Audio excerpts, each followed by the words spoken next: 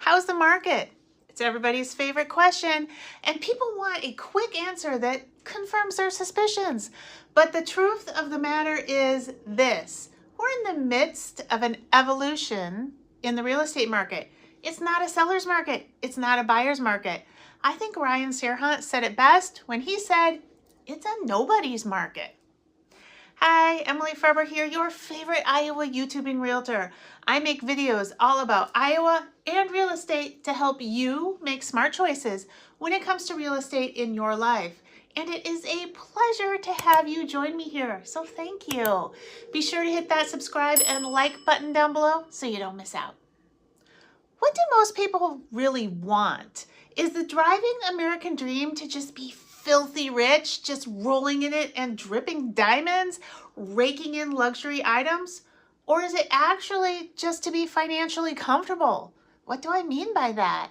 I mean being able to comfortably afford a decent home, pay your bills, take a vacation every now and then, and afford regular things in life like buying your kids new shoes, going to the grocery store without worrying about it, being able to handle household repairs like needing to replace a water heater or a refrigerator without it being a credit card disaster to fund the purchase, having enough money to save and not being forced to decide if you're going to pay a medical bill or a utility bill in any given month.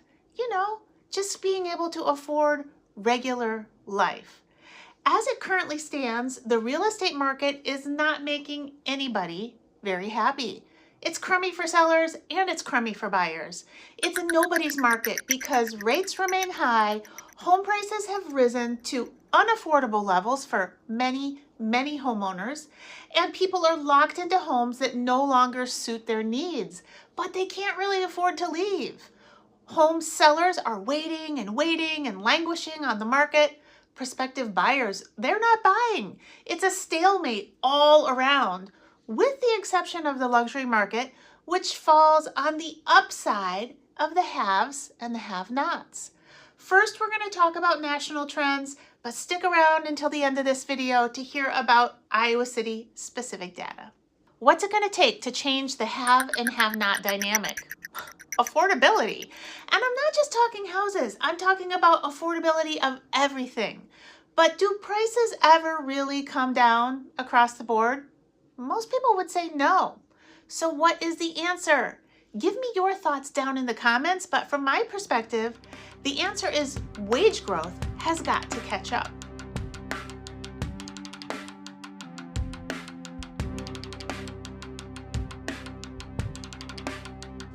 Redfin's predictions for 2026 point towards a gradual housing reset as income growth outpaces home price growth, something that we haven't seen since the Great Recession era. Here is their take on it. Quote, "We expect the median U.S. home sale price to rise 1% year over year in 2026. Prices will tick up only marginally because still high mortgage rates and prices, along with a weaker economy, will curb demand. Home buying will become more affordable because home prices will grow slower than wages for a sustained period for the first time since the aftermath of the financial crisis. The small price increase, with mortgage rates dipping lower than they were in 2025, means monthly housing payments will grow slower than wages too." Now, if you're a visual learning person, take a look at this chart. This one shows home price growth in red in comparison to wage growth, which is shown in purple. Redfin is also predicting a slight uptick in the number of homes sold in the U.S. from the previous 3 years, thanks to slowly decreasing rates and this gradual shift in affordability. But who is buying these homes? Unfortunately, it's most likely not those who are on the have-not side of the fence, like sidelined first-time buyers, Gen Zers, and young families. Those people will continue to feel the pinch. Lawrence Yun, chief economist for the National Association of Realtors, recently said, "The upper end of the market has been doing much better than the lower end, thanks to robust inventory and strong financial markets fueling activity. Sales in the $750,000 to $1 million price range have seen some of the largest gains. Meanwhile, inventory remains constrained at lower price points. Deputy Chief Economist at NAR, Jessica Lotz, drove the sentiment home when she said, "We have haves and have-nots. First-time home buyers are really struggling to get in, while those who have housing equity are building credit." Now, NAR's predictions about home price growth are more optimistic than Redfin's. NAR is predicting national home price appreciation of 4% nationwide in 2026. According to NAR's 2025 profile of home buyers and sellers, first-time home buyers dropped to an all-time low of 21% of all home purchase transactions, well below the 40% norm. And first-time buyers are now much older than they were in the past. Currently, those first-time buyers are sitting at a median age of 40. People who are dominating the housing market right now, according to NAR, are the baby boomers. They are able to buy with cash and tap into substantial equity that they have built over years and years of home ownership.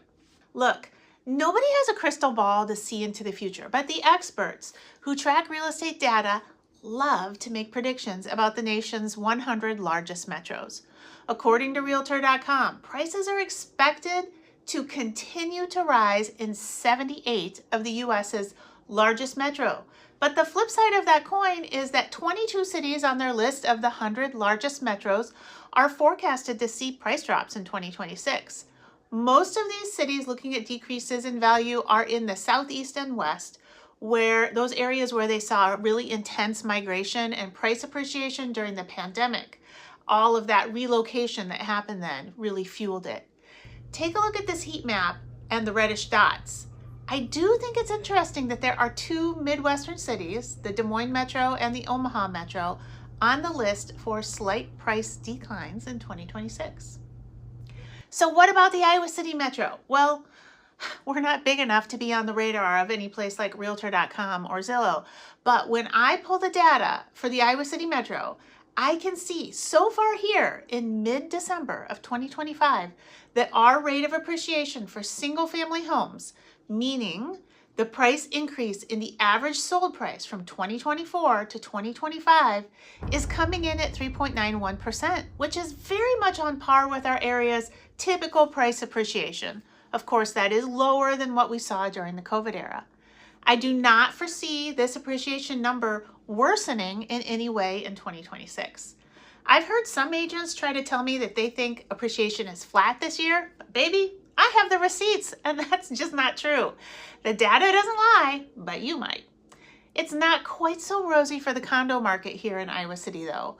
Condos in the metro are looking at a 2.49% decrease in value from 2024 to 2025. Now, I've been playing this real estate game long enough to know that all of these experts and think tanks love to pop off with their predictions about the market and what rates are going to do. But they're frequently wrong. Maybe I should do a video about that. I could look up everybody's old predictions from the last year and then compare it to what actually happened. Hey, I want to hear what your thoughts are about the real estate market as we roll into 2025. Leave me a comment down below. It's been fun, and I'll catch you later.